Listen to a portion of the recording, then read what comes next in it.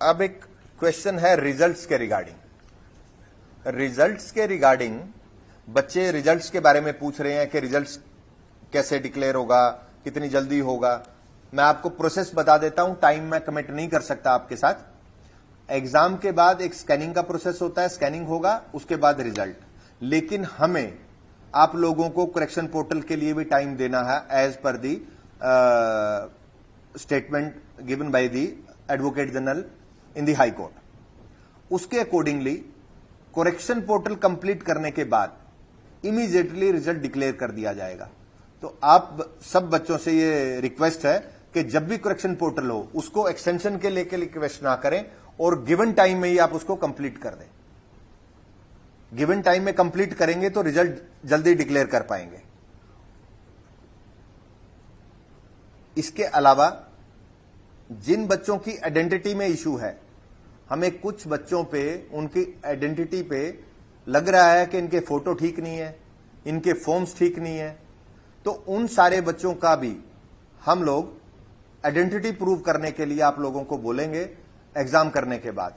जिन बच्चों पे हमें शक होगा आइडेंटिटी के रिगार्डिंग, उनको कमीशन में आने के बाद कमेटी के सामने पेश होना पड़ेगा और वो आइडेंटिटी प्रूव करना पड़ेगा कि मेरा ही फॉर्म है और मैंने ही एग्जाम दिया है।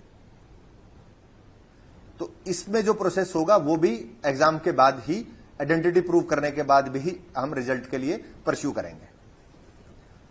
कुछ बच्चों को के क्वेश्चन थे जो गूगल फॉर्म में तो नहीं आए हैं, लेकिन अदरवाइज कुछ बच्चों ने मुझे टेक्स्ट किए हैं मेरे मोबाइल नंबर पे कि हमने 2 फॉर्म फिल किए हैं।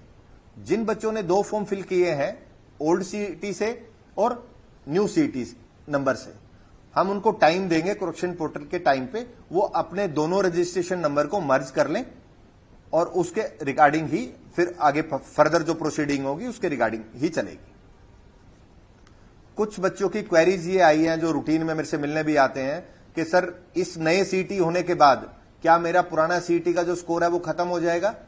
बिल्कुल खत्म नहीं होगा। Date of result of the last CET आप वो ध्यान रखें, 3 साल के लिए वैलिड है और वो आपकी सीईटी पॉलिसी में ही मेंशन्ड है, तो आप उसको देख सकते हैं, 3 साल के लिए वैलिड है। आप date of declaration of the result CET 2022 को देखें तो वो बच्चे भी नेक्स्ट एडवर्टीजमेंट में वो कर पाएंगे, एलिजिबल होंगे। कुछ क्वेरीज आज जो कमेंट्स वगैरह आए हैं, मैं कोशिश करूंगा कि कुछ कमेंट्स भी मैं कर पाऊं आप लोगों के कंसिडर।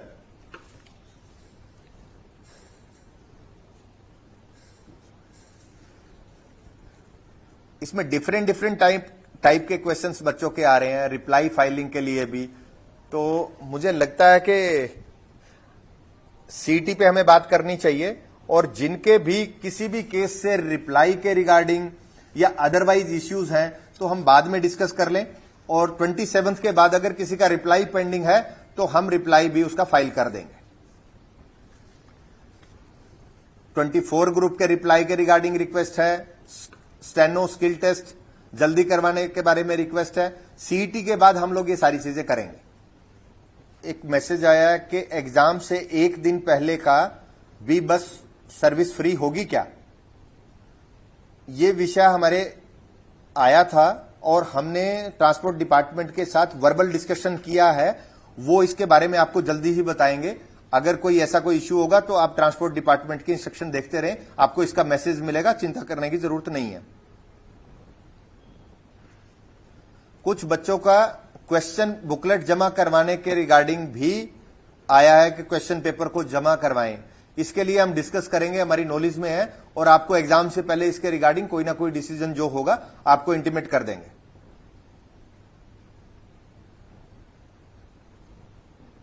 और एनालिसिस के लिए ऑलरेडी हम अपलोड कर पाए हैं। इसके अलावा मेरे भी कुछ वो है कि मैं भी आपसे रिक्वेस्ट करूं कि कुछ चीजें हैं जो आप लोग, कुछ लोग मिस इन्फॉर्मेशन सर्कुलेट करते हैं, मुझे नहीं पता उनकी क्या इंटेंशन होती है, लेकिन आप किसी भी इंफॉर्मेशन के लिए साइट पे ही जाएं, साइट पे देखते रहें।